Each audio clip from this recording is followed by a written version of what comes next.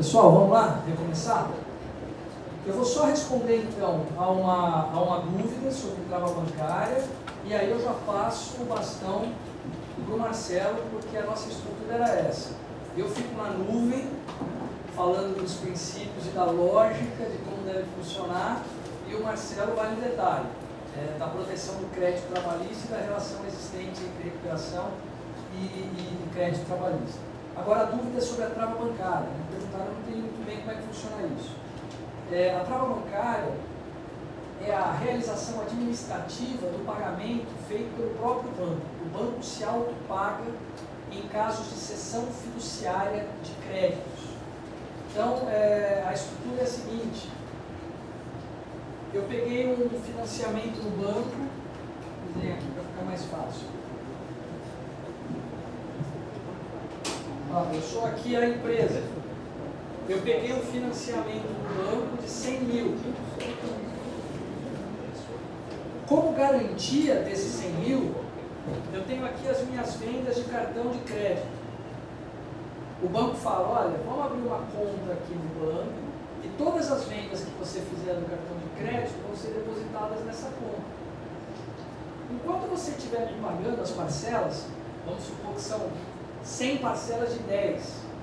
Enquanto você estiver adimplente, você vai sacar os valores dessa conta. Normal. A partir do momento que você não me pagar aqui, eu vou declarar vencido toda a dívida, então você me deve agora 70 mil, com encargos e tudo. E eu vou vedar o seu acesso a essa conta. Ou seja, você vai continuar vendendo no cartão, os valores vão continuar sendo depositados aqui, mas até 70 mil reais você não vai mexer. Eu vou tirar 70 mil reais dessa conta para pagar aquilo ali. Isso sem ação na justiça, sem nada. Sem respaldo legal. Não, respaldo legal tem. Respaldo legal tem. A sessão fiduciária permite isso. Está lá na lei de mercado de capitais e tal. Então, é uma estrutura de financiamento e de garantia legal, e que permite o autopagamento administrativo. Porque o que a lei diz é, o banco já é titular desses créditos. Então ele pega. Assim como na alienação fiduciária do carro. Se você não paga a prestação do carro, o banco vai lá e pega, faz o leilão e pega o dinheiro para ele. Certo? Agora, isso pode dar problema na recuperação, que é aquele 49, parágrafo 3º. Se a empresa está em recuperação, eu posso permitir que o banco faça essa trava bancária? Pelo STJ, posso. Pela minha opinião, não. Porque esse dinheiro é essencial para o desenvolvimento da atividade da empresa. Então, da mesma forma que eu não deixo tirar o caminhão, que eu não deixo tirar a máquina de uma alienação fiduciária, eu também não deixo tirar o dinheiro, ou acesso ao dinheiro da empresa dessa conta. Certo? Bom, vou passar então o bastão agora para o Marcelo, para que ele continue a exposição. Espero que vocês tenham aproveitado essa primeira parte da aula. Certamente vão gostar muito mais da segunda parte da aula. Vou ficar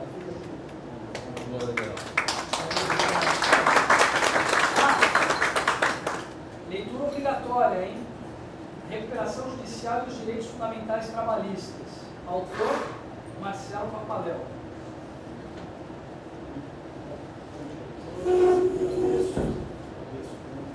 Está desligado.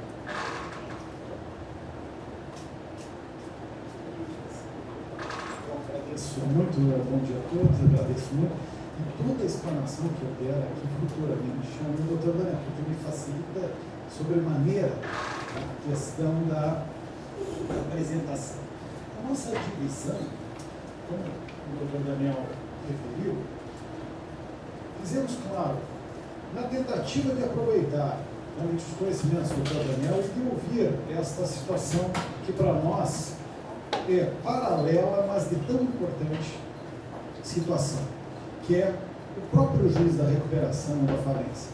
Eu digo que um dos grandes problemas que nós temos quando tratamos de recuperação, falência e trabalhista é virarmos as costas, vamos dizer assim. Eu faço a minha interpretação da recuperação da falência simplesmente observando a legislação trabalhista. como também ocorre esta situação, muitas vezes dos juízes de recuperação e falência que não consideram também esta necessária integração, ou pelo menos uma tentativa de minimizar todos os efeitos maléficos que ocorrem em face desta situação de insolvência, ou pré-insolvência, ou situação de reestruturação do negócio. Portanto, é uma atividade muito interessante, eu já cumprimento a escola, pelo Dr. Danilo, pela essa iniciativa de realmente trazer aqui. Uma vez, Daniel, eu fiz essa apresentação com o presidente atual do Tribunal de Justiça de São Paulo, o senhor Pereira Calças. Claro, com o professor Pereira Calças, como professor, grande amigo, mas as liberdades são diferentes aqui. Então foi no Rio Grande do Sul já há um tempo, e fazia, claro, aí ele fez a apresentação da parte do entendimento do juiz da recuperação, pois é um estudioso da matéria, e também participou, praticamente inaugurou a Câmara Reservada, que era chamada Câmara Reservada de Recuperação e Falência, né? Isso em 2006, no Tribunal de Justiça de São Paulo. Então, essas visões diferentes. Mas o que nós temos que fazer, no caso específico da recuperação e falência, tendo em vista o interesse do trabalhador, é tentar verificar ou tentar aproximar esses dois mundos para que consigamos uma efetividade na satisfação, sem ter, claro, ou não podemos nos afastar. Tem que trocar o afastão. Acho que acabou a apresentação. Não podemos nos afastar desta circunstância especial também da recuperação fiscal. É que eu digo, nós temos duas situações especiais. Nós temos uma situação especial, onde há previsão da legislação trabalhista ao trabalhador, e nós temos uma situação especial, que é a previsão da recuperação e falência, no caso do devedor pré-insolvente ou já declarado a sua insolvência, no caso da falência. Então, nós temos, em face destas especialidades, nós verificamos quais são os parâmetros principais de atuação do juiz do trabalho na tentativa da satisfação desse crédito, bem como quais deverão ser as análises necessárias e também limites desta atuação. Então, a ideia aqui, em face da divisão com o Dr. Daniel, é de realmente eu tratar, ou nós tratarmos, porque aproveitando o Dr. Daniel hoje, tratarmos dessas situações específicas. E, claro, com isso será avaliado muito a jurisprudência do STJ. Por quê? Porque é o grande dirimidor da competência, né, dos conflitos de competência. Então, algumas matérias já apresentadas pelo Dr. Daniel, principalmente a questão de introdução e, posteriormente, aquelas situações práticas que foram já apresentadas também serão revistas. Certo? Então, iniciando a nossa apresentação. Fazendo uma breve introdução ao que tentarei justificar ou explicar aos senhores, é fazer principalmente essa alteração da mentalidade, vamos dizer, da legislação. Se a legislação tivesse mentalidade, seria fácil. Mas é isso que eu quero entender. Fica muito prático o seguinte: o que alterou do Decreto-Lei 7661 de 45 para a Lei 11.101 de 2005? Quais foram as situações que alteraram? Enfim, quais são os efeitos para os credores trabalhistas? A primeira circunstância, claro que a maioria dos senhores aqui já estudaram pela Lei 9, mas vários estudaram ainda no período anterior, é que no juiz do trabalho, a atuação do juiz do trabalho somente se tratava na situação da falência. A concordata, por não abranger o crédito trabalhista, não havia qualquer problema para a Justiça do Trabalho ou qualquer impacto ao processo do trabalho, porque era restrita, enfim, aos créditos quirografados. A falência, sim. A falência trazia uma situação de um juízo universal, onde, durante vários anos, foi objeto de discussão os limites desta atuação da Justiça do Trabalho. Mas o que fica importante, o que nós temos que ressaltar com base na fundamentação? Há um predomínio neste ordenamento jurídico, nesta disposição legal, que trata da insolvência, de que nós chamamos falência liquidação. Ou seja, tem um instrumento de recuperação, que é concordado, no sentido, como o professor Daniel falou para os senhores, no sentido de pagamento de um determinado prazo e, em face deste pagamento com prazo, ter desconto ou não ter desconto. Ou seja, o devedor, para créditos quirografários, poderia parcelar em 24 vezes ou, se pagasse à vista, poderia ter um abatimento, que nós chamamos uma remissão de 50%. E assim ele apresentava. Era o que nós chamávamos de um favor legal. Não precisava ter o preenchimento ou a concordância, eventualmente, dos credores. O devedor apresentava, observados os requisitos legais, ele poderia, sim, se valer da concordância. Só que ela é limitada. Claro que também tem uma razão histórica de ser, de que, neste momento, ou seja, na década de 40, que a nossa legislação também sofre uma influência muito grande da legislação italiana anterior, a questão dos créditos quirografários era os mais importantes naquele período. Nós sabemos que a legislação trabalhista, nós temos a sistematização da CLT na década de 40 e também temos a previsão que a CLT não se aplicava aos trabalhadores rurais. E na década de 40 nós tínhamos uma predominância do trabalhador rural em face do trabalhador, diríamos entre aspas, não rural. Né? Então, naquele momento histórico, quem sabe se justificava, pois o crédito envolvido esta relação era um crédito quirografário. Como falei para os senhores, nós temos aqui um predomínio da falência e liquidação. A partir do momento que não há o pagamento, se declara a insolvência, se faz a formação da massa subjetiva, que nós chamamos o concurso de credores, ou quadro geral de credores, e se faz a massa objetiva, se apresenta a massa objetiva, no sentido da arrecadação do patrimônio. Feita a venda desse patrimônio, se pagam os credores. Esta é a ordem, esta é o objetivo legal.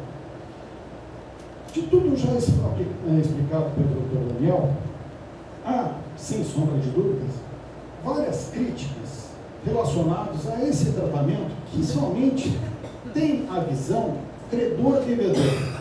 Não trata de qualquer outra circunstância fora desta relação débito e crédito, e sim todos os malefícios advindos, eventualmente, do tirar este devedor ou encerrar esse negócio para toda a sociedade. Portanto, claro, vários estudos e também relacionados a várias legislações, como o professor Daniel já ressaltou, começou-se a desenvolver meios alternativos, não mais à liquidação, e sim ao saneamento, ou ao predomínio do saneamento em face da extinção do negócio.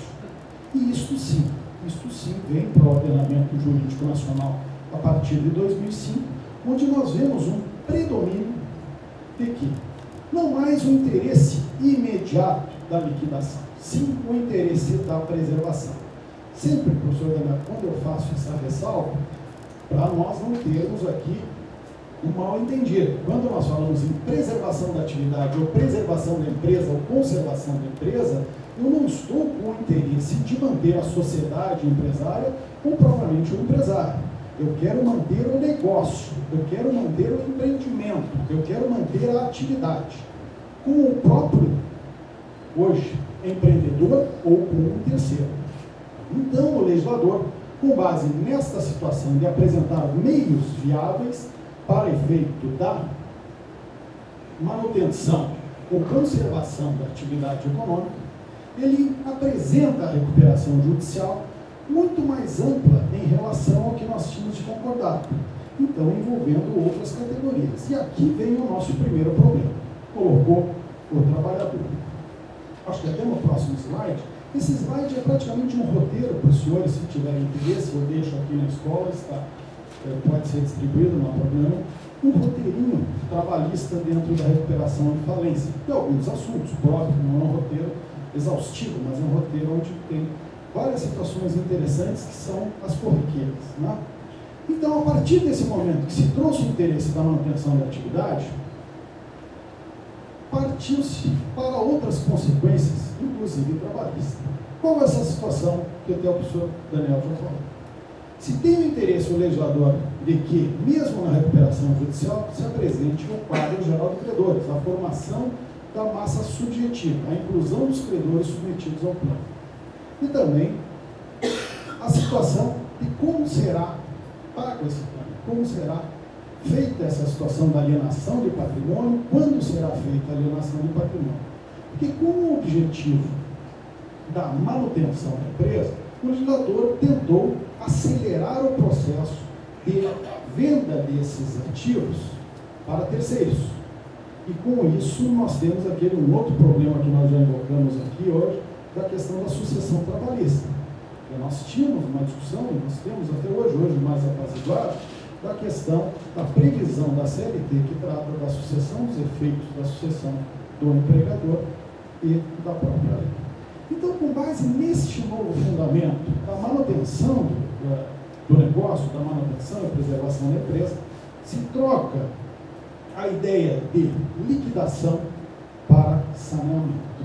E com base nisso, e tentando ser o mais breve e sucinto possível, em face de toda a explicação já apresentada pelo professor Daniel, nós temos esta mudança de mentalidade quando analisamos a questão da recuperação e da falência. Claro que nós temos que fazer a adaptação necessária. Com base nesta situação de preservação do negócio, preservação da atividade produtiva, preservação dos empregos, geração de impostos, fornecimento de produtos, nós temos as consequências advindas disso para o credor trabalhista. Isto que nós vamos nos propor a fazer agora.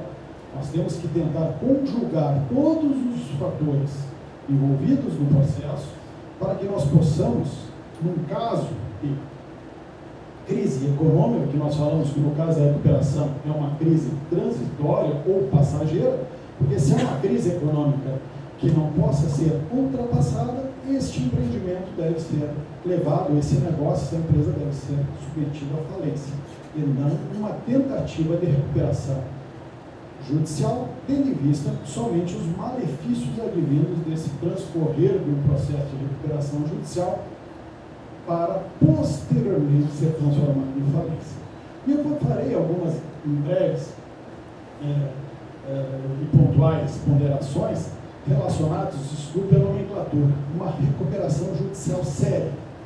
Porque o doutor Daniel, que está aqui, todo dia analisando o processo de recuperação, ele sabe que, não sei o percentual, podemos perguntar para ele agora, que não sei se a maioria, 50% ou um percentual expressivo, penso eu, que várias recuperações judiciais só são para postergar uma falência que é iminente. E essa realidade, que o Daniel já lhe trago a debate, porque nós sabemos aquelas situações de prestadoras de serviço. Todos os senhores aqui já tiveram, sob a sua análise, uma análise de uma prestadora de serviço que perdeu um contrato, principalmente com um ente público. E se foi com um ente público com algum garante, vamos dizer assim, solidário ou subsidiário, que na regra é o subsidiário, né? Metade dos nossos problemas se resolveram. Mas se não tiver essa figura, essas não têm patrimônio, não tem mais contratos, enfim, não tem. E na maioria das vezes, o senhor sabe, já voltando, outro dia em Porto Alegre, chegaram conversando sobre um determinado assunto, foram verificar que essas empresas, que deve ser a realidade aqui de Salvador, enfim, do estado, da quinta região, praticamente são todos do mesmo dono. São 20, lá no Rio Grande do Sul, 20 empresas que sempre tiveram o mesmo procedimento relacionados a uma determinada pessoa. Então, licitação por licitação só vai mudando de nome, as pessoas sempre se eternizam, os empreendedores, entre aspas, se eternizam. Então, aqui, só para deixar claro, e já indo adiante, tendo em vista a questão do horário, na recuperação, o Estado tem a pretensão de oferecer instrumentos para esse negócio que é viável, mas está em crise, de reerguer, de recuperar. Agora, se for uma situação da falência, muito semelhante ao que nós tínhamos anteriormente, sim, há uma intervenção estatal na atividade econômica, retirando o devedor da administração do seu patrimônio para a venda desse patrimônio e pagamento dos credores. Mas aqui também, o senhor sabe que no artigo 94, quando fala de 74, quando fala de falência, também traz ali a situação da preservação da atividade econômica, porque ele fala em bens intangíveis e também coloca no artigo 141, nas modalidades, 141, né? Das modalidades de alienação, onde ele fala que deve ser em blocos, e não como antigamente era feito, ou como antigamente era usual, de ocorrer de venda de patrimônio individualizado. Feita essa breve explanação, não quero perder tempo nas discussões, nós voltamos aqui somente para reforçar o que o senhor Daniel falou, dos objetivos da recuperação judicial, viabilização, né, e superação da crise econômica e financeira, manutenção da atividade da fonte produtiva, dos empregos, interesses dos credores, preservação da empresa, função social e o estímulo à atividade econômica, ou nós temos a falência. E aqui, só fazendo uma ressalva para mim, função social da empresa é pagamento de imposto, é geração de tributo, cumprimento da legislação trabalhista, cumprimento da legislação eventualmente ambiental ou qualquer cumprimento. O empreendimento que cumpre todos os seus deveres, ele tem a função social atendida. O que nós não devemos e não podemos ter, como o professor Daniel já falou, uma superdimensão do princípio da preservação da atividade econômica, ou desculpa, da empresa. Por quê? Porque isto não é um fim em si mesmo.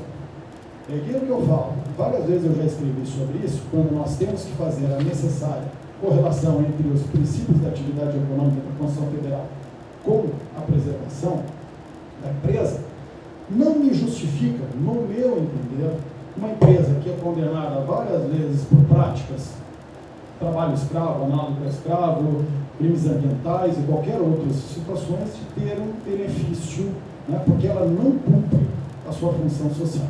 Então, este empreendedor, esta sociedade empresária, ela deve ser afastada do mercado e não ser mantida e adquirindo todos os malefícios em razão desta prática. Só então, como complementar uma informação a respeito do percentual de empresas que pedem recuperação de maneira desviada, né, como uma forma de lesar os credores. Né? Em função justamente de se observar na prática que durante um processo de recuperação não havia qualquer empresa, porque era comum isso acontecer, não havia empresa, a empresa só existia no papel, ela não tinha um empregado, ela não tinha um contrato, ela não tinha um projeto, ela não tinha nada. A empresa já tinha encerrado suas atividades há 4 anos e usava o processo de recuperação como uma forma de impedir que os credores realizassem individualmente os seus créditos, suspender as execuções para ganhar tempo e eventualmente fazer algum acordo que atenda aos seus interesses e não ao interesse social. Em função disso, eu desenvolvi uma prática que hoje virou moda e hoje é objeto de muita discussão no Brasil inteiro, chamada perícia prévia.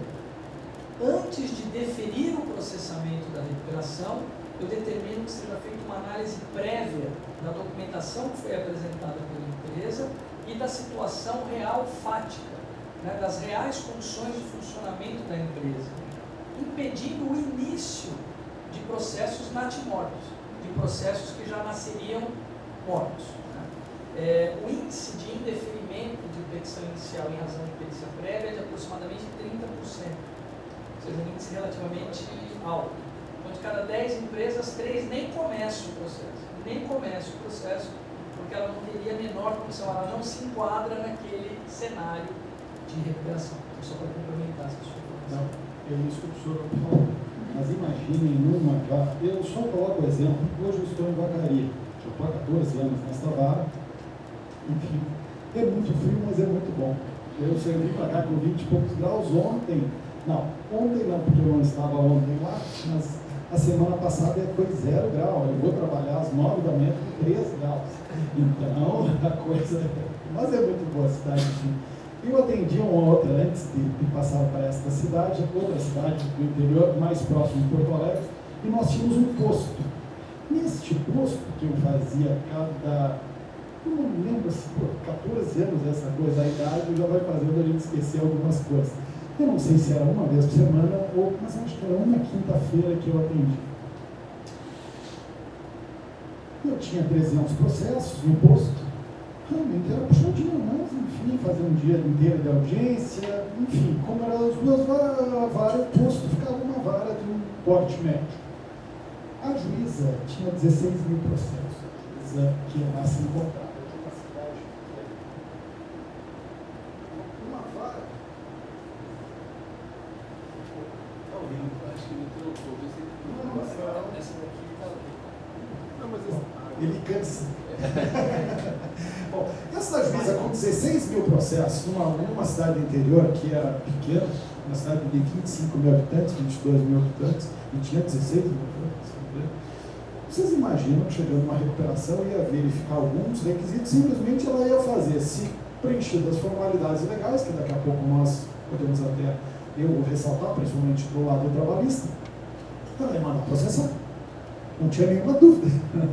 Então, claro que é isso que um dos avanços que foram propostos pela comissão que participou o doutor Daniel para a reforma, enfim, a nova lei de recuperação e falência, é da criação de juizados específicos ou regionalizados, tendo em vista a não... São varas especializadas de competência regional, de maneira que todos... Está gravando, né? Então, de maneira que todos os processos de falência e recuperação sejam julgados por juízes que só fazem isso, como é nos Estados Unidos, para que não haja mais esse caos de ter juízes com vara de competência acumulativa julgando grandes falências e recuperações. Então, há um projeto, isso está no projeto de lei, e é um projeto do CNJ também de criação dessas varas de competência regional. Mas enquanto essas varas não forem criadas, existe uma regra transitória de competência, dizendo que recuperações judiciais com passivo superior a 300 mil salários mínimos, ou seja, recuperações judiciais com passivo superior a 300 milhões, mais ou menos, são recuperações já de grande porte, a competência seria dos juízos da capital e não do principal estabelecimento.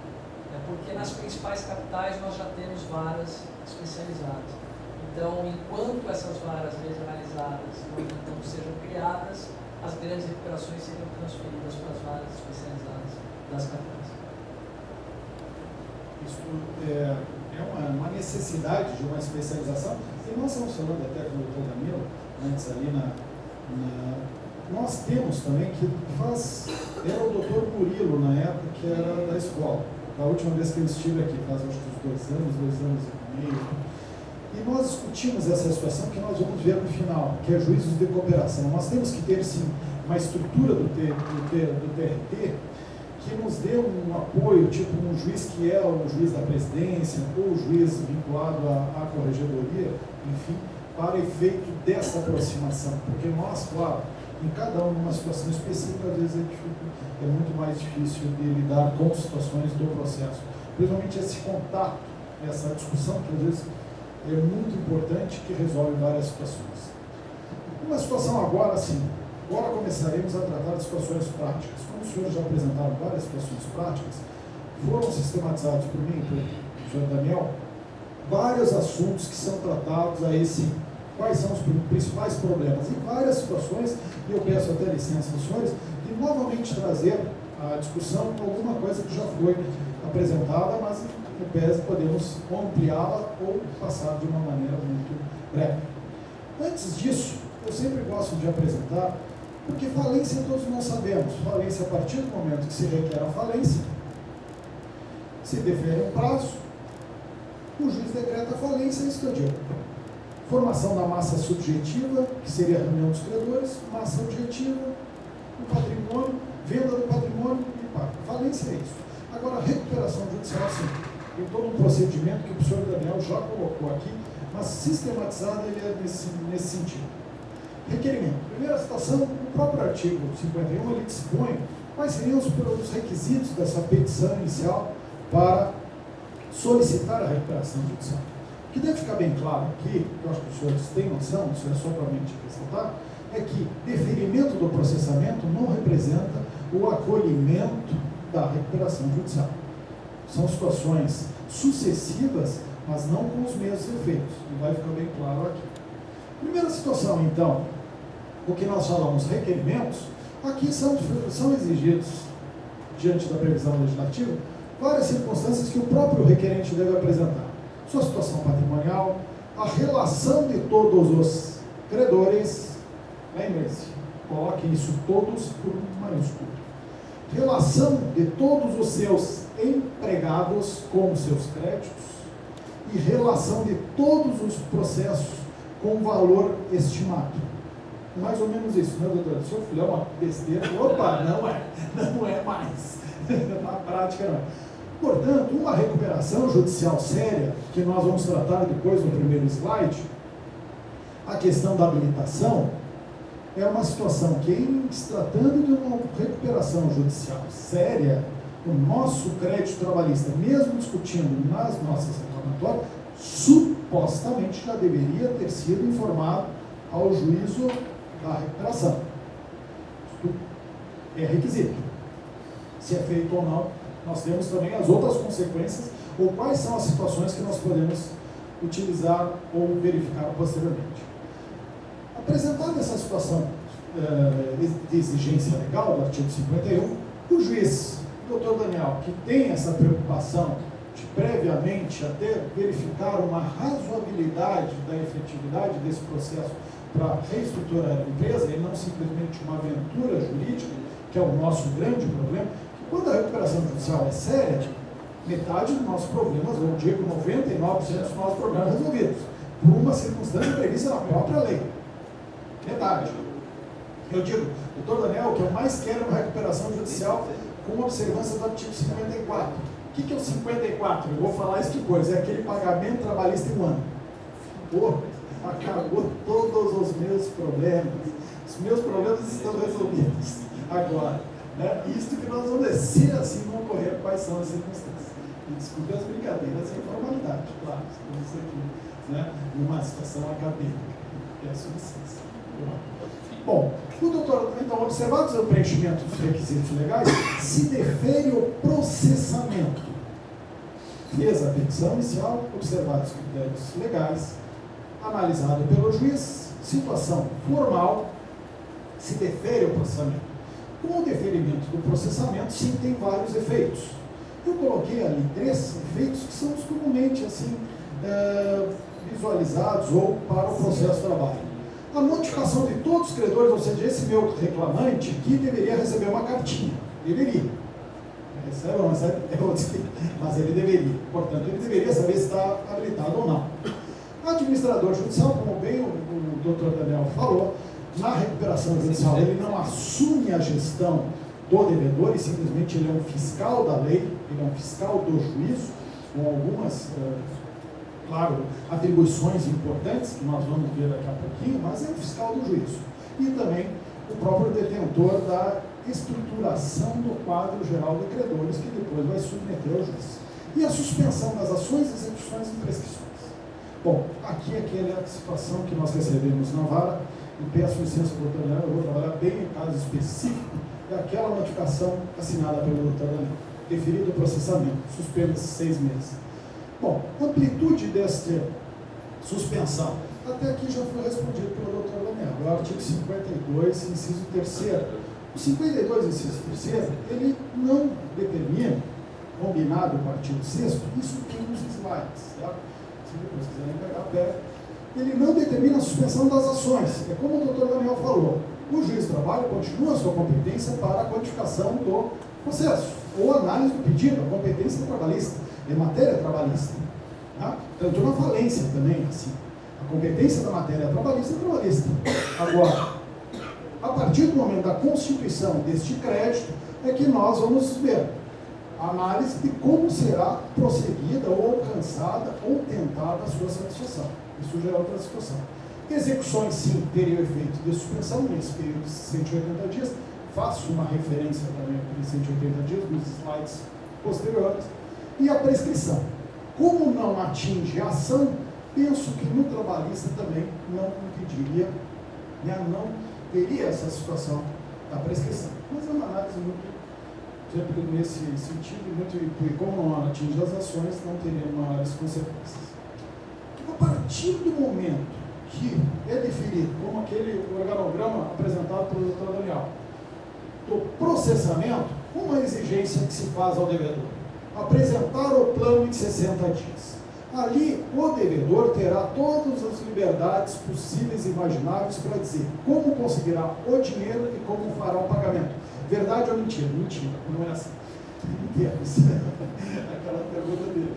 Desculpa, porque é questão acadêmica, né? Eu dou aula dele, então se eu ficar falando como aluno, desculpa. Todos os senhores já sabem, mas é o cacuete. É muito mais o cacuete do que tal. O negócio é o seguinte, meus amigos, pode sim, pode. O devedor, ele informará como receberá os seus valores e como procederá no pagamento das categorias ali dos credores. Agora, no trabalhista, ele tem uma situação específica. Né? Ele poderia falar: olha, os meus quirografários, eu quero um desconto de 20% e pagarei em 12 anos com atualização assim, Y, X. Pode. Agora, o trabalhista que tem um outro probleminha que nós vamos ver no futuro, que é esse que eu digo que é o artigo 54. Apresentado o plano, ele é submetido aos credores, é pelo menos dada a possibilidade da manifestação dos credores, e os credores podem apresentar a objeção. Apresentam ou não apresentam. É aqui que o Dr. Daniel falou: prazo para a realização desta assembleia, no caso de apresentação de alguma objeção dos credores, é 150 dias. Por quê? Porque já foi ultrapassado os 30 dias primeiro aí da manifestação. Então, o legislador falou: se ficaria suspenso 180 dias, lá, 30 dias ultrapassado, teria que ser realizado 150 dias, como bem explicado pelo Dr. Daniel. Mas então, voltando à situação do fluxo do processo. Este plano, houve objeção, se convoca a Assembleia Geral de Credores, como o professor Daniel falou, AGC.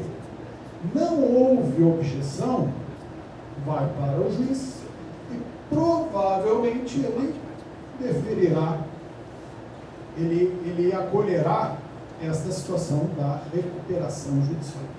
É o que nós falamos. Tem a fase postulatória, a fase deliberativa, que é dar o conhecimento aos credores deste plano, e a fase executiva, que é posterior. Ou seja, uma postula, a outra analisa, aprova ou não aprova, consequência, e a partir do momento que é aprovado, se cumpre. Agora, meus amigos, qual é o nosso problema aqui? Sem objeção, ele vai, o doutor conclui e provavelmente conceda, né, a recuperação judicial, não só o processamento, mas a própria recuperação judicial, e observará, terá muito mais importância o cumprimento dessas previsões estipuladas no plano. Agora, não tendo a concordância, se traz a Assembleia Geral de Credores. O senhor Daniel já falou, fez a referência que nós temos 4 categorias na Assembleia, sendo uma dessas categorias é a categoria dos trabalhistas. Então, levado ao credor trabalhista a informação deste plano, modalidade de pagamento, forma de pagamento, eventualmente algum abatimento ou não, isso também é uma outra discussão para nós trabalhistas, mas e diz como será pago. Aprova ou não aprova, tal. A aprovação da Assembleia é na forma do artigo 45. Todas as categorias têm que aprovar. Agora, pode sim, o doutor Daniel, observado o que chamam de abuso do voto de uma das categorias, analisando o disposto do artigo 58, alguns juízes com uma amplitude maior do que dispõe o 58, outros mais formais da aplicação do artigo 58, também ele conceder, ou seja, ele verificado uma situação fática, ele aprovar esta recuperação judicial, mesmo com a divergência de, eventualmente, uma das categorias, claro, observado sempre a previsão legal. Somente aqui fazendo, eu já passo para o doutor Daniel se tiver alguma consideração. Como é que vai funcionar esse nosso processo? E quais as implicações? E depois que essa é a fase executiva, ou seja, o plano foi aprovado, né? Já foi considerado pelo juiz um plano válido, enfim, foi concedida a recuperação, nós temos um prazo de cumprimento, né? Que o legislador previu para efeito do processo de recuperação judicial 2 anos, e no caso do cumprimento desse período, se encerra o processo, não quer dizer que se encerra as obrigações assumidas no plano, porque o plano pode ter obrigações superiores a 2 anos. Mas uma circunstância do inadimplemento desta obrigação assumida no plano gera a transformação da recuperação judicial em falência. É o que o doutor Daniel falava, na convolução da recuperação judicial na falência. Normalmente eu falo muito rápido, mas eu estou me valendo desta prática tendo em vista toda a estrutura apresentada pelo doutor Daniel. Então, não sei se tem, também fiquem à vontade de fazer as interrupções. Daniel, alguma ponderação? Daniel, em termos quantitativos e percentuais de êxito aí, de cumprimento, essa é a realidade que você traz aí.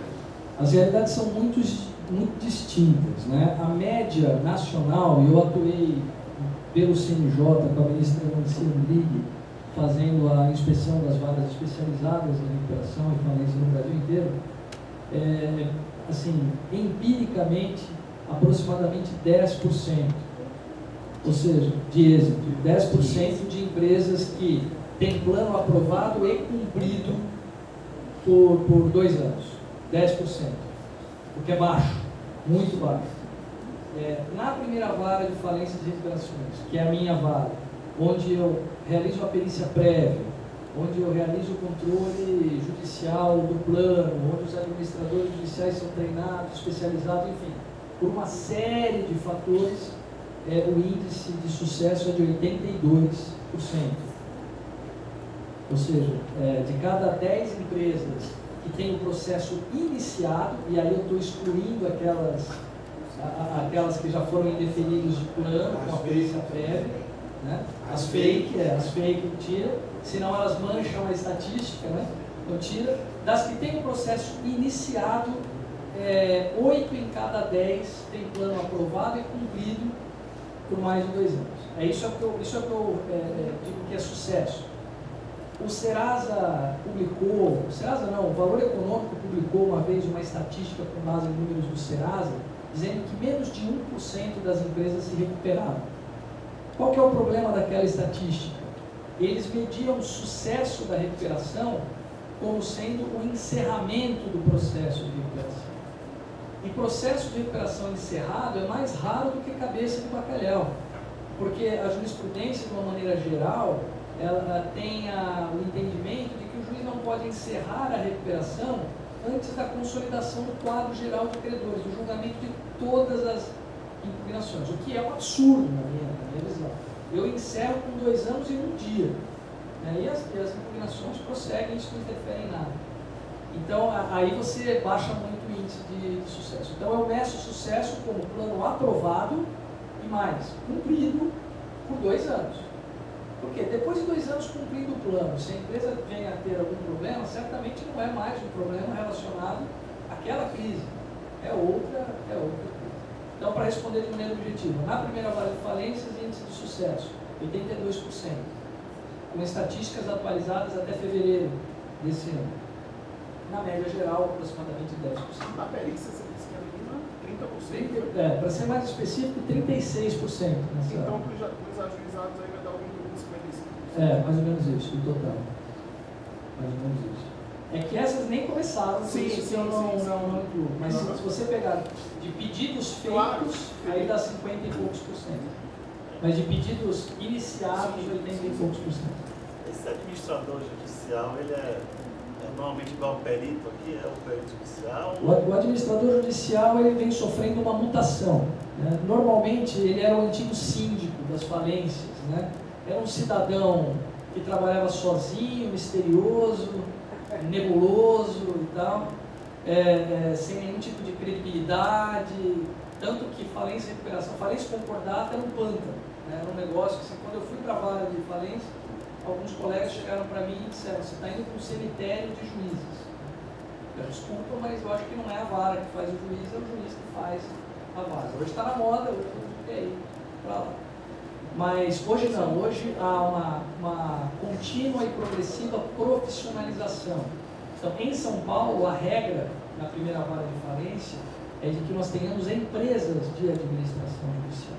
Então, todas essas grandes consultorias multinacionais, as Big Four, elas são empresas de administração também. Deloitte, Álvares e Marçal, KPMG, Price, são empresas que fazem a administração judicial também. Além delas, outras empresas que foram criadas para isso. Então, empresas multidisciplinares, com advogados, contadores, economistas, administradores de empresas, e com musculatura para fazer uma fiscalização muito intensa nessas empresas. Esse é o segredo do sucesso, fiscalizar de maneira intensa.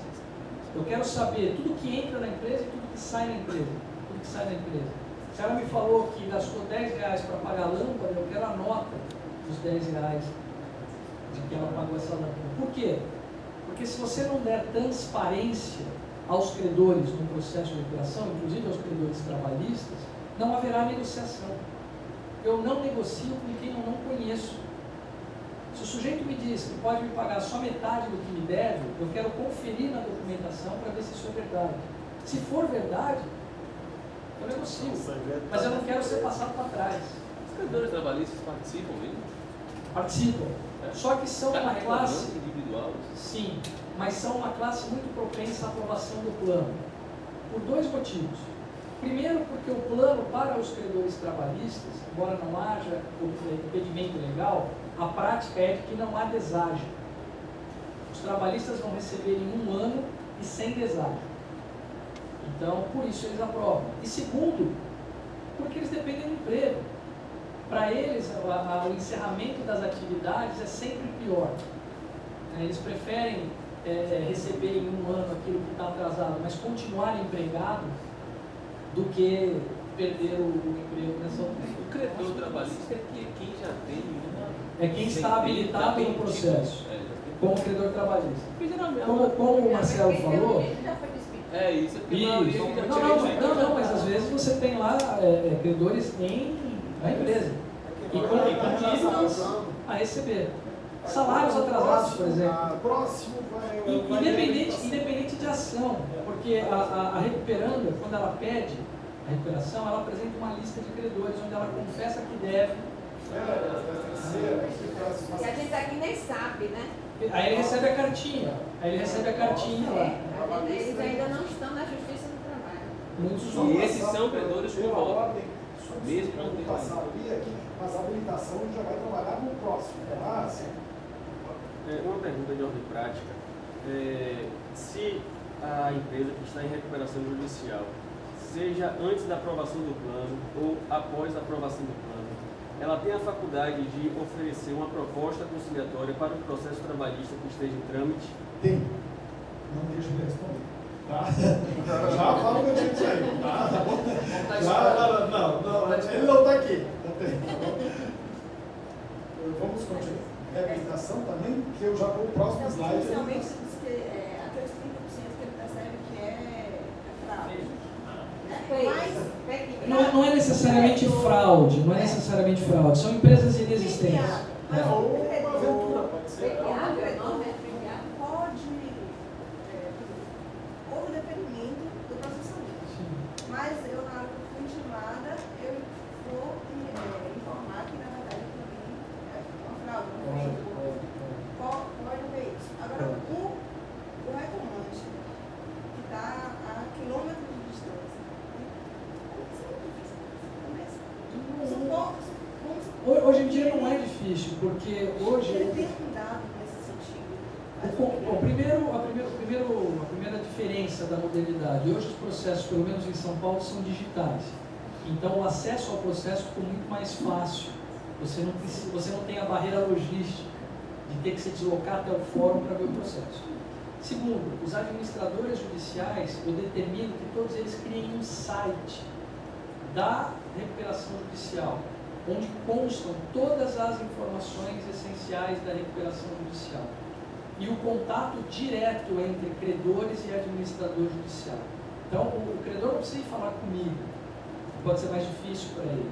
Ele passa a mão no telefone e liga lá para o administrador judicial, ou ele manda um e-mail para o administrador judicial. Esse contato gera transparência, gera confiança. Então, se tem alguma dúvida, liga lá para o administrador e fala: escuta, o meu crédito está incluído ou não está incluído? Se não está incluído, o que eu preciso fazer? E ele passa todas as orientações.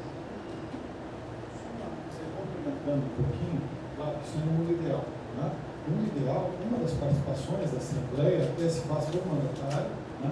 O pelo sindicato.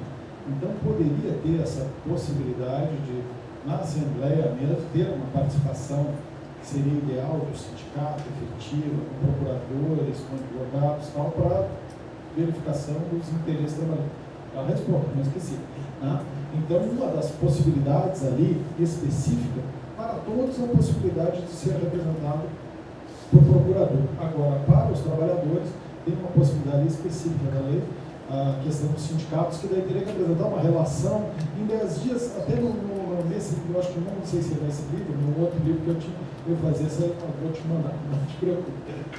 Já voltamos aí. A questão da raciocínio. Já só uma dúvida aqui.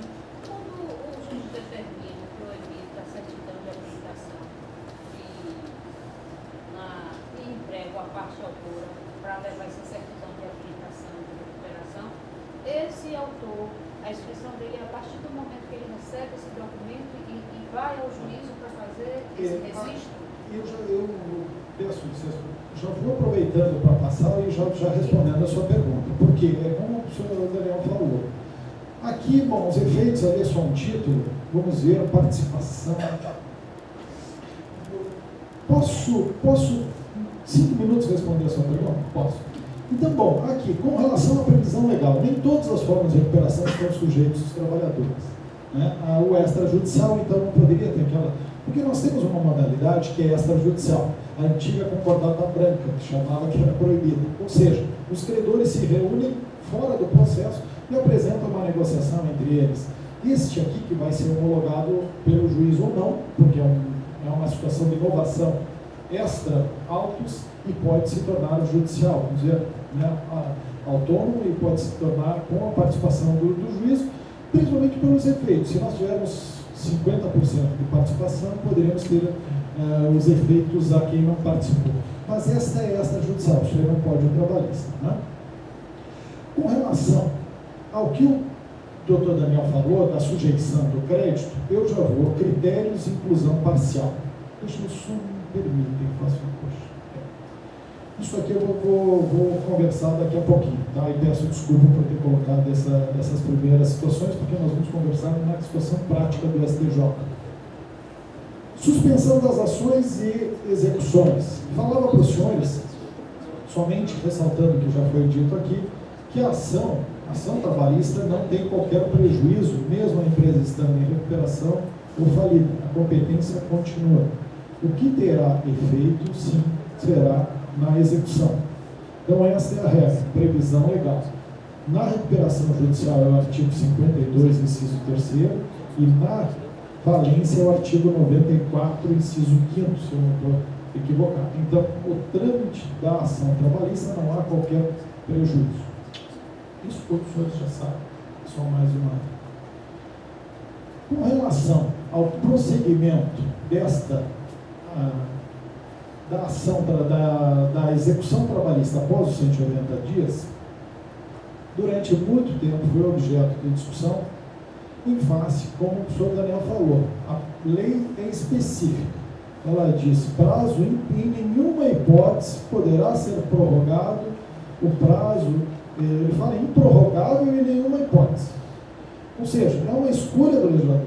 Os 180 dias é um peso e contrapeso de colocar o trabalhista dentro da recuperação. Claro que o entendimento hoje dominante é como o doutor Daniel referiu. A questão da participação ou a imputação de alguma culpa ao devedor postulante da recuperação judicial deste atraso na demora do processamento da recuperação judicial. A jurisprudência hoje, já firmada no STJ, é no sentido que, mesmo ultrapassados 180 dias, quando eu não puder imputar ao requerente e postulante da recuperação judicial, teria que se ficar aguardando, mesmo após os 180 dias. Uma dúvida que se faz é a questão da informação ou não do juízo trabalhista dessa circunstância. O administrador judicial, como já falamos anteriormente, ele é praticamente uma interface entre o devedor e o juiz. Então, normalmente, ou se intima, porque às vezes nós tratamos de devedores de outros estados, Então, eu normalmente notifico o administrador judicial para que me informe a situação do processo. Um dos deveres do administrador judicial, tanto na falência quanto na recuperação, é a informação do processo, vamos dizer assim, né? Tanto para o juízo quanto para as partes. Agora, claro, por prudência, algumas vezes eu recebi lá já essa determinação da ampliação desse prazo de 180 dias, que o devedor diz que foi. Era uma situação específica de quem? Eu acho que foi até da Oi. Acho que é o da Oi, se não me engano, é da Oi. Então tem essa circunstância. Claro que, para nós trabalhistas, em face de uma não informação, de uma tal, eu vou ser sincero, né? Eu mando prosseguir, tá? Não me informando nada, já tentando, tal, eu mando prosseguir. Né? Agora, sujeito, claro, em se tratando de recuperações judiciais de grande porte, o STJ rapidamente será acionado. Em menores, né, às vezes vai demorar um pouquinho, mas tem essa situação. A lei diz no artigo 6º, parágrafo 5º, que nos casos de habilitação trabalhista, né, já habilitados, mesmo que já habilitados, ultrapassado o prazo de suspensão, né, previsto no caput, né, referência do caput, uma coisa assim, também se aplica, se procede à continuidade da execução. Então, a regra geral é que, não havendo qualquer outra informação a partir de uma intimação do administrador judicial ou do devedor a respeito, do advogado, do devedor, enfim, que está no processo, ou do administrador judicial, eu, a partir de que não haja informação, eu continuo. Mas se não é essa prova dos autos, você vai atrás da prova, o juiz... Eu solicito uma informação. Deveria ser. Porque se não é essa prova... Sim, uma das situações... Mas essa situação, uma das situações bem referida, eu até nos incisos do artigo 6º, parágrafo 5º,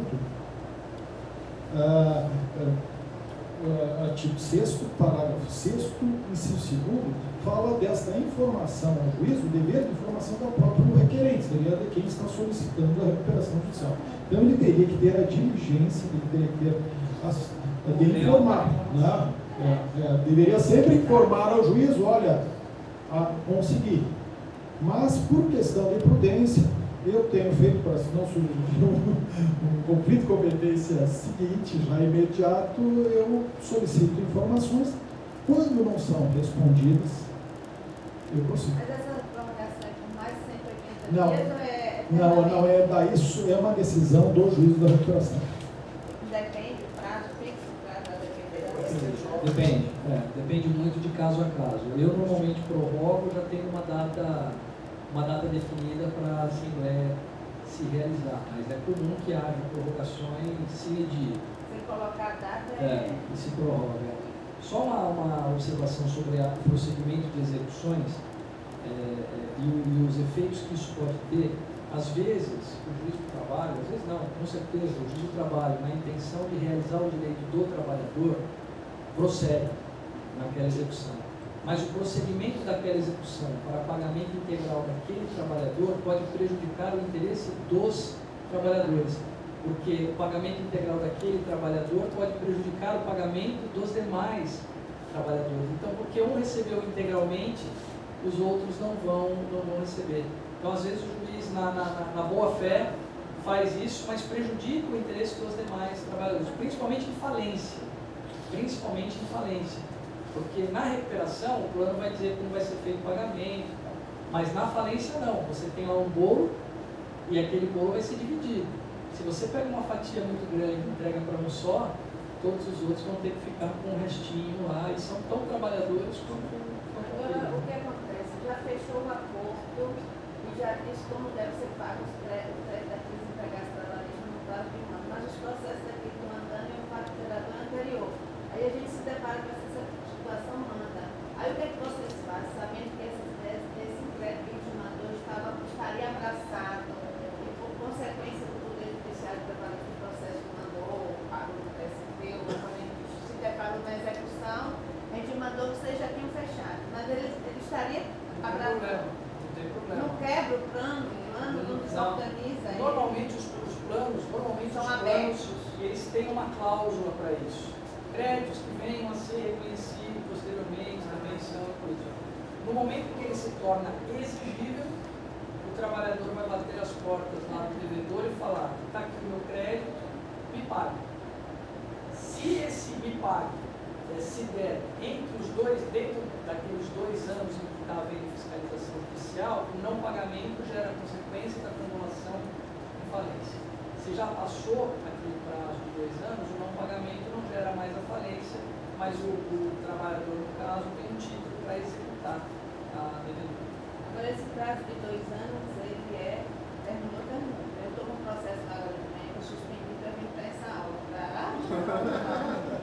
e o juiz suspendeu, mas o processo é de 2013. Ele entrou ele disse que estava em recuperação em 2013, então eu posso definir, modificar a decisão dizendo que o prazo de 2013, mesmo computando, mas eu não posso porque esse prazo de 180 dias pode ter se prorrogado por 4 anos e os 2 anos ter computado. Isso. Normalmente ainda nem começou esse prazo de 2 anos aí. 2 anos.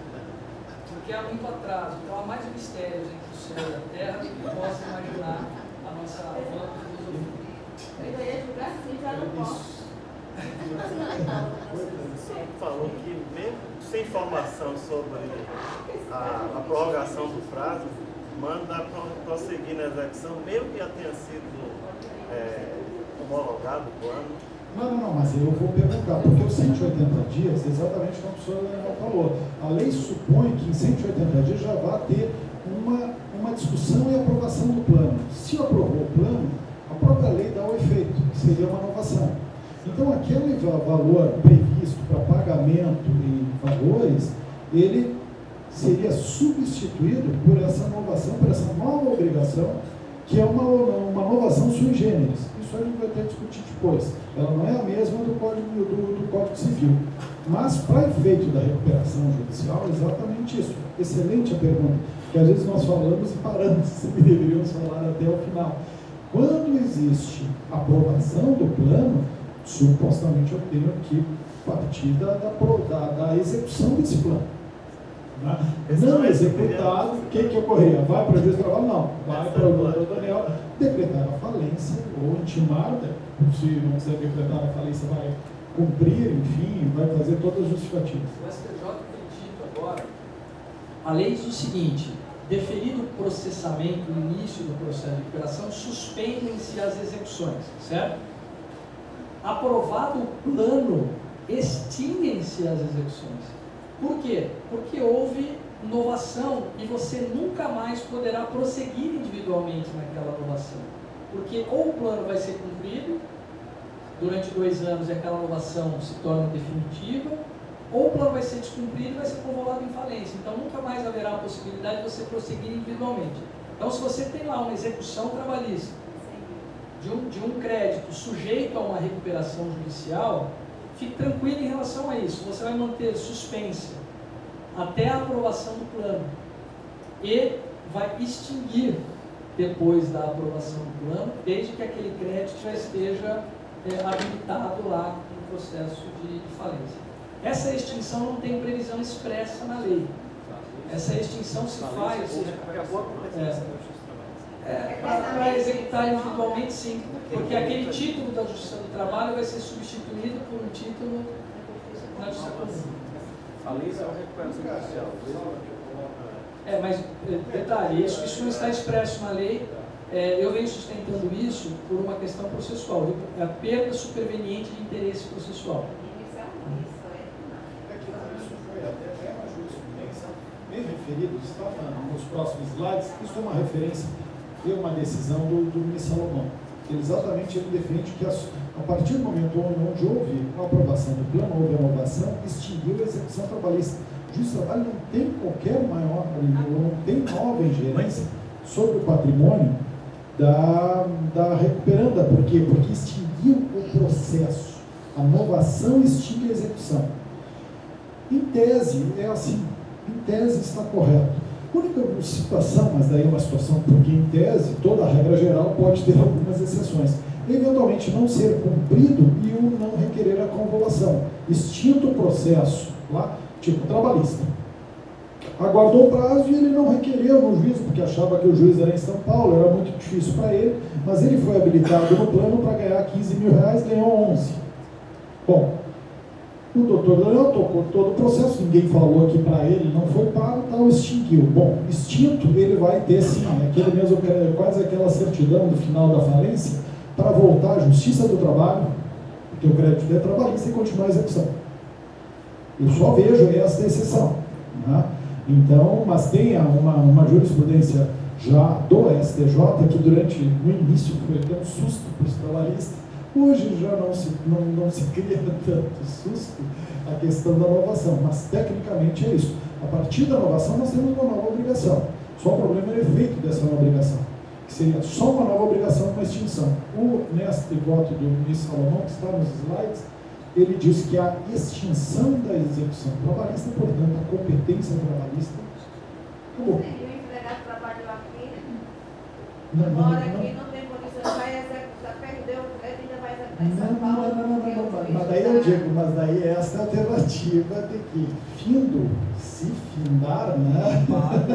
O acumulado de falência, ele voltava para a Justiça do Trabalho e executa. É como aquela certidãozinha da falência. A falência pode ter uma situação também dessa, o juiz trabalhista que encerra a falência e vem aqueles pedidos, eu não sei se aqui voltam a pedir, dizendo, olha, na falência não tem bens, e eu tenho direito, a minha habilitação foi de 10 mil, e não tem bens.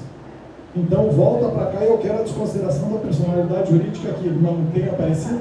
Não, aqui na verdade, eu já costumo, lá na vara, desconsiderar se ele pedir, inclusive com a falência ou tramitação. Não, também é, não, mas às vezes aparece depois. Essa é uma alternativa. Essa é uma alternativa que às vezes aparece para nós, é o seguinte, a falência está há vários anos, o trabalhista daí pede uma certidão, pelo menos nas situações onde eu atuei, foi feita uma certidão do síndico, dizendo, olha, o patrimônio que você tem aqui, era o síndico que era a falência já antiga, mas é o administrador judicial hoje, num processo já de 20 e poucos anos, e ele falou, olha, não tem patrimônio para pagar.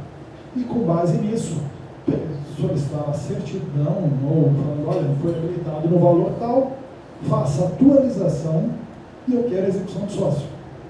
Aonde? Justiça do Trabalho. Daí feito toda uma fundamentação nossa, eu digo nossa trabalhista, porque é uma divergência até dos fundamentos legais para a desconsideração da personalidade jurídica no processo civil, no direito civil, e os argumentos nossos, então foi feito aqui. Mas eu estou prometendo e eu não estou cumprindo, mas essa é uma das promessas. Feita então essa eu não estou cumprindo respondendo as perguntas, mas já vou, prometo. Aqui, na execução fiscal, qual o problema? Às vezes, Daniel, o grande problema nosso, na nossa execução trabalhista, tínhamos a parte do reclamante, tínhamos a parte do parafiscal ali do INSS. E daí? Claro, a procuradora vinha direto. Pá, que tudo bem, suspende para vocês, mas não suspende a questão da contribuição aí do INSS. Bom, meus amigos, eu não vou entrar nesse... Não entra, seja objetivo. A questão de ser acessório ou não. Algumas jurisprudências fez a referência de ser acessório ou não ser acessório. Isso eu não vou entrar no mérito. Hoje eu acho que é acessório, antigamente não era. A questão, sim, uma questão de causalidade, não de acessoriedade, principal e parcela previdenciária. Mas o grande problema nosso que acontece é o seguinte, as decisões trabalhistas começaram a ser no sentido, bom, não suspende, conforme a lei, mas eu não tenho ingerência sobre o patrimônio. Então, eu passo essa bola para o juízo da recuperação. É isso que nós fizemos. E tu recebe um monte dessas situações, dizendo, ó, trabalhista, se foi feita, e já vamos falar específico da habilitação trabalhista, não quer dizer que haverá uma habilitação, porque o Estado não se habilita. Ele pode ser incluído no quadro geral de credores, como ocorre na falência. Não é uma exigência, só fazendo uma ressalva bem rápida, da habilitação do crédito do Estado na falência, mas ele tem que estar no quadro para efeito de pagamento. Claro que aqui o Daniel fala, poxa, Marcelo, mas eu denomino lá habilitação, tudo bem, mas ele não precisa respeitar aqueles prazos que os demais credores precisam, certo? Então, numa execução nossa trabalhista aqui, Bom, eu forneci a certidão para o trabalhista tal. Veio o procurador da Fazenda Nacional lá, opa, artigo 6º, parágrafo 5º, se eu não me engano é isso, parágrafo 7º. Não se suspende as execuções de previdenciárias e fiscais aqui, previdenciárias. Né? O que eu faço? Olha, o limite da competência da afetação do patrimônio não é meu, é do juízo da recuperação judicial. Então, oficie-se, dê ciência lá ao juiz da recuperação, porque eu não continuo essa execução na vara de trabalho. Porque eu não tenho poder, mesmo que eu deferisse a não suspensão, eu teria que suspender no momento da afetação do patrimônio. No momento que eu fosse determinar uma penhora ou qualquer outra medida sobre o patrimônio da executada. Eu estou indo rápido, mas isso aqui é corriqueiro, eventualmente, se precisarem, por favor, nos interrompam, nós estamos aqui. Marcelo, eu não sei se você vai tratar depois, mas sim, isso que me parece antecedente, que é como se chegar no valor líquido. Não, vamos ler agora. Tá. Não sei se é agora, crédito sujeito. Aqui só fazer a referência, é como o professor Daniel falou, da exclusão. Teve, por uma influência, né, muito grande da FEBRABAN, tanto que o professor Manuel Justino, ele fala ali que a partir de 2002 ali foi encampada essa lei de recuperação e falência pela FEBRABAN. Então, ela excluiu. E principalmente aqui exclui as questões, como o professor estava falando, das questões das sessões judiciárias ou alienações judiciárias. Hoje não quer dizer que o banco não participe de recuperação judicial, em geral. Se o banco tiver uma hipoteca, ele participará. Agora, hoje, para conseguir uma hipoteca, não existe mais. Toda a sessão, todo o valor via mútuo, ou seja, de cessão de valores para contratação desses valores, vai ser feita através de cessão fiduciária de crédito ou de bens móveis ou imóveis, será através de alienação fiduciária. E como já o professor Daniel falou, nós temos a situação que na alienação fiduciária e cessão fiduciária, o que estiver em posse do devedor, vamos dizer aí, né, não é do devedor, e sim do credor. Então, com base nisso, se consegue afastar essas modalidades da recuperação judicial, inclusive da falência. Mas isso é uma situação muito rápida, né? Aqui, meus amigos, aqui sim. Aqui eu prometi e vim. Vou tentar cumprir. Questão da habilitação. Como eu falei para os senhores, o negócio é o seguinte. Tem, obrigatoriamente, o credor trabalhista se habilitar na falência? Não. Por que não tem? Porque uma das exigências da petição inicial da recuperação judicial é a relação dos credores, relação dos empregados, seus débitos, relação dos processos e estimulação de valores. Então ele já pode estar, entre aspas, previamente habilitado. O que pode sim, ele apresentar uma divergência. Dizer, opa, o valor que reservaram para mim aí de R$5.000 na verdade, porque eu tenho direito a ganhar R$10.000, eu tenho 2 férias, eu tenho tal e tal. Como assim ele procede? Ele procede o que nós chamamos que seria a situação de uma etapa, vamos dizer assim, extrajudicial. Ou seja, a partir do momento da relação de credores apresentados na petição inicial da recuperação judicial, é publicado um edital. Ou publicado edital, não me deixa me enganar aqui, né? Publicado edital e recebida a cartinha pelo trabalhista. Chegou na casa dele, dizendo, olha, foi habilitado um processo de recuperação judicial, tal. E ele falou, opa, não, está errado. Faltou minhas férias, faltou meu FGTS, faltou tudo. Eu estou trabalhando na empresa. Estou trabalhando, eu já não estou mais. Tá?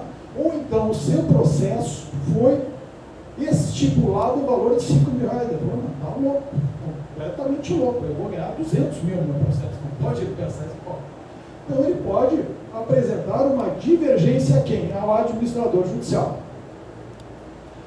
A partir do momento dessa divergência, o administrador judicial apresenta uma nova relação de credores. Continuando o suposto erro do administrador judicial, sim, daí ele teria que apresentar as impugnações, daí já em juízo. O juiz participa desta fase posterior. Então, o trabalhista, numa recuperação judicial séria, ele já pode estar habilitado mesmo na existência de processo judicial em curso, certo? Ele pode estar habilitado em face de um valor já reconhecido no processo em curso ou de rescisórias. Então tem essas três situações. Caso ele tenha feito a referência e caso ele não esteja habilitado, ele pode sim apresentar ao administrador judicial a solicitação da sua habilitação, certo? Então fica nisso. Mas isso está tudo bem. Quem sabe vocês falam, eu nunca tinha pensado nessa situação, porque como vem a relação do devedor, ele já pode estar habilitado, e se for um devedor sério, se for uma empresa séria, onde está tudo contabilizado, está tudo o valor dele lá, tá bom, não tem divergência. Até nem sabia que tinha tanto de crédito. Tá bom, ele nem se mexe, não precisa nem se mexer. Só olha, tá ok, nada fala. Agora, se não. Agora, uma outra circunstância que vocês perguntaram. Bom, Marcelo, aqui eu tenho um problema. E eu não sei se eu vou ter um problema com o Daniel agora. Acredito que não. O negócio é o seguinte. O trabalhista, então, tinha um processo em curso. Como nós falamos. Tá? Não é bem aí, porque eu vou fazer um outro slide no futuro. Bom, o trabalhista tem um processo em curso onde foi estipulado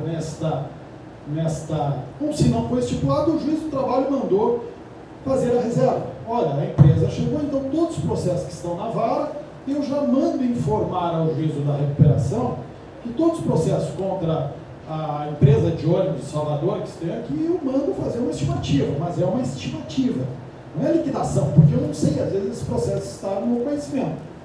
Bom, mas eu não fiz isso, mas o juiz do trabalho pode. Okay? Segunda situação. Foi estipulado lá para mim um valor de R$12.000. Só que eu, trabalhista, além dos R$12.000, eu tenho uma ação em curso. Informei ou não informei ao administrador judicial? Não tenho. E tem um trâmite no processo. Sendo que, posteriormente, eu fui habilitado, eu, Marcelo, com R$12.000. Foi pedida a recuperação judicial no mês. Vamos fazer aqui uma ordem cronológica, se eu estiver errado comigo. Mas eu acho que a gente se acerta nisso aqui. Bom, aqui o negócio é o seguinte, meus amigos. Eu já vou dizer tudo para facilitar, como o senhor Daniel estava falando. Eu tenho aqui, então, uma relação iniciada no ano de 2000 de trabalho. Trabalhou no ano de 2013. Foi postulado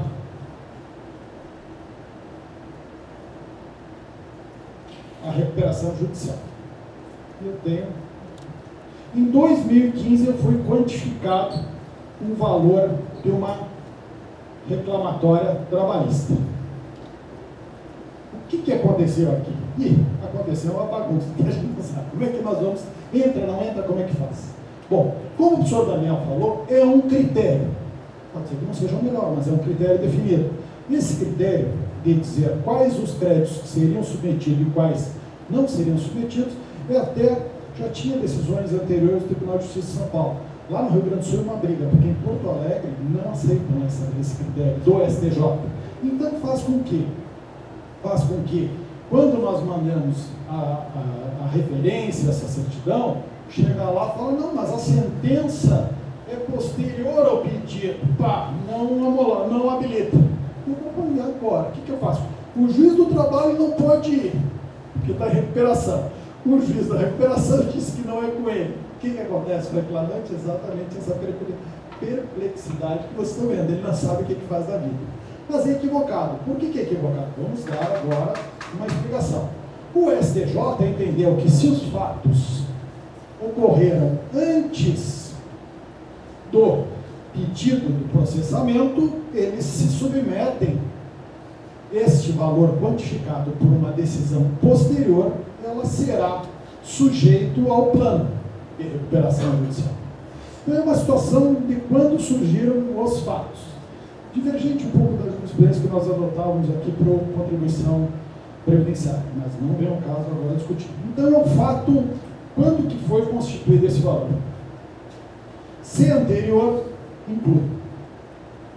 Bom, meus amigos, aqui nós temos uma primeira situação.